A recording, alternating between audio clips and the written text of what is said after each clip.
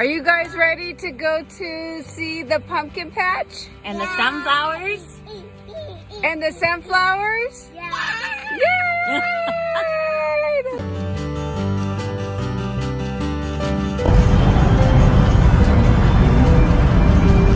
These clouds are perfect. Yeah. Probably show up in the rain and come too. Yeah.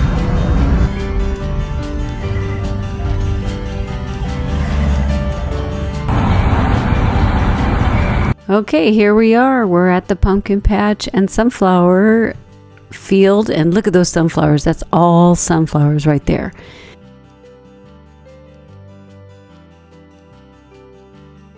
So here is the pumpkins that you can purchase, and yes, welcome to fall. Fall is here, and I love it. I love fall.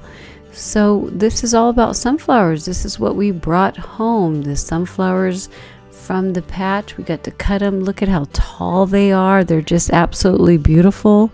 Here's a quick iPhone shot of just showing you how beautiful these flowers are. Just gorgeous. So I went ahead and decided to have some fun backlighting.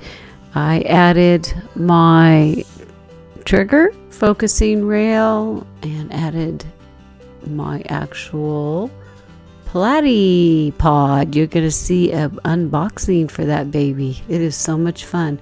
Put it on some boxes, and I did a really cool backlighting. So here's a little bit of the before, and here is the after, just kind of cleaning it up just a tad. Hi, I wanted to share this with you because for a limited time, I'm going to offer you the Creative Blueprint workshop for free. So let me ask you, do you take tons of photographs and you are binging on YouTube to try to find your creative voice within your photography? I totally remember when I used to do that. I always felt like I needed to learn something new, or that great photographer. What does that great photographer do that I could do so my work speaks to me and my viewers? What happened was I was really frustrated and I didn't know where to go. So I just put my head together, and I've had some amazing mentors myself back in the days. And I made this creative blueprint, and I've shared it with our Adventures of the F-Stop Inner Circle members. And you get to see this for free for a limited amount of time. So I've helped many photographers, macro and landscape photographers, be able to express themselves. And my workshops are expensive. They go for about $367-ish because I'm working with them live. They can ask me questions at the same time. Now I understand that this workshop is a replay, but if you join the Facebook group that you will receive the link to, then I'll help you. I go on Facebook every single Tuesday and answer questions for adventurers. I want you to be able to feel like I do. I am excited about my work. I continue to push myself forward. I am happy to share my 1,000 words to you. So click down below, grab it really quick because it's not going to last. Next, I shot some of the front of the flower, and I really was thinking about fire. It just looks so beautiful. So I took it into Photoshop and played with a variety of tools. But look at this, how cool it is up close. I put some water on it, and it turned out to be an excellent, beautiful image. And don't forget to think about backlighting leaves. The leaves are amazing. So I hope you've enjoyed these 3 images that I've made, backlighting a sunflower, then taking a look at the backlighting of their leaves because they are absolutely amazing, and then taking it to the next level of telling a story, my story of fire and flames from these gorgeous, beautiful flowers that we picked. Happy fall, everyone.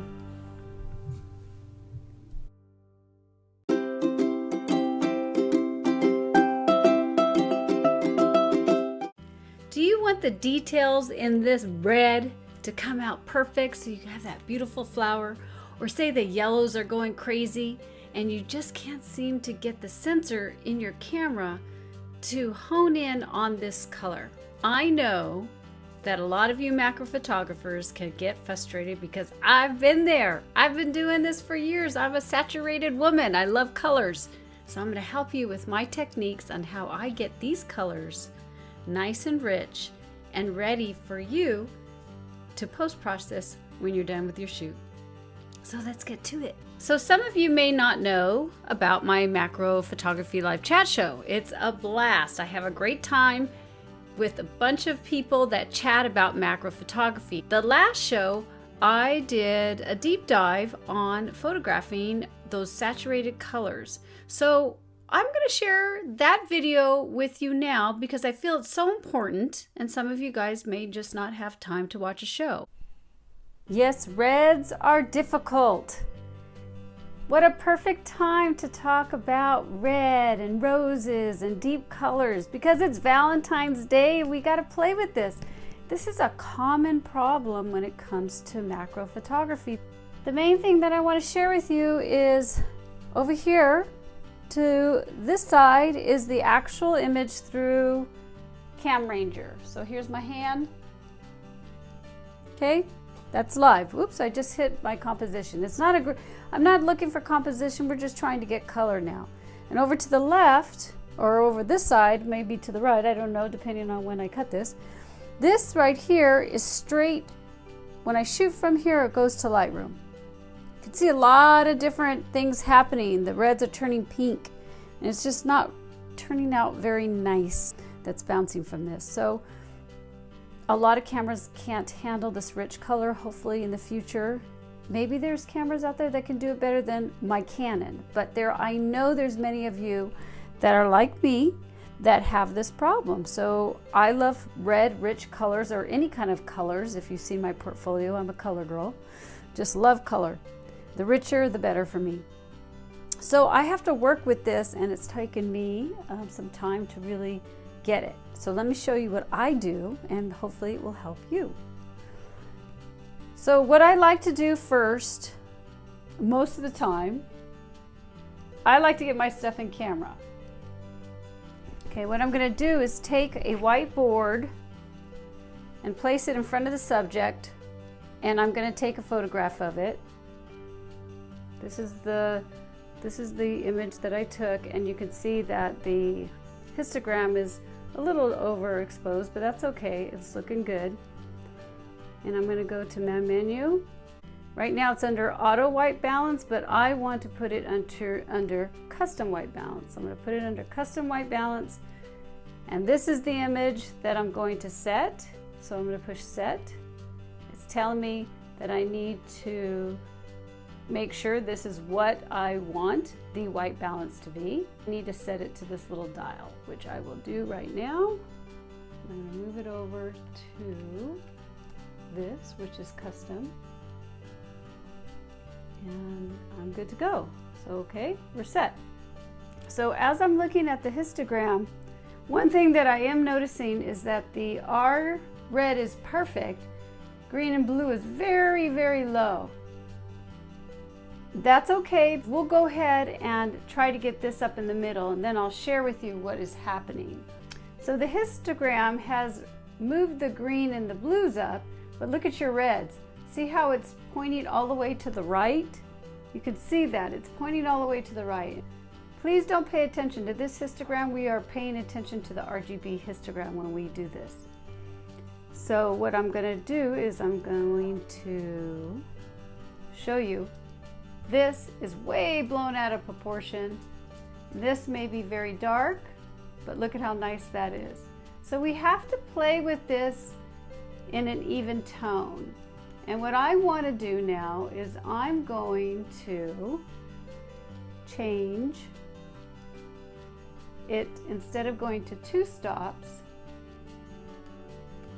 I'll go down 1 stop, and let's see if I can get a little bit more detail in the darker areas. And I am. Now let's show you it. We'll get rid of, so you can see that it's still kind of clipping to the right. Well, another thing you could do is you could play with black to tone down the light hitting the subject, see? So that really makes a big difference.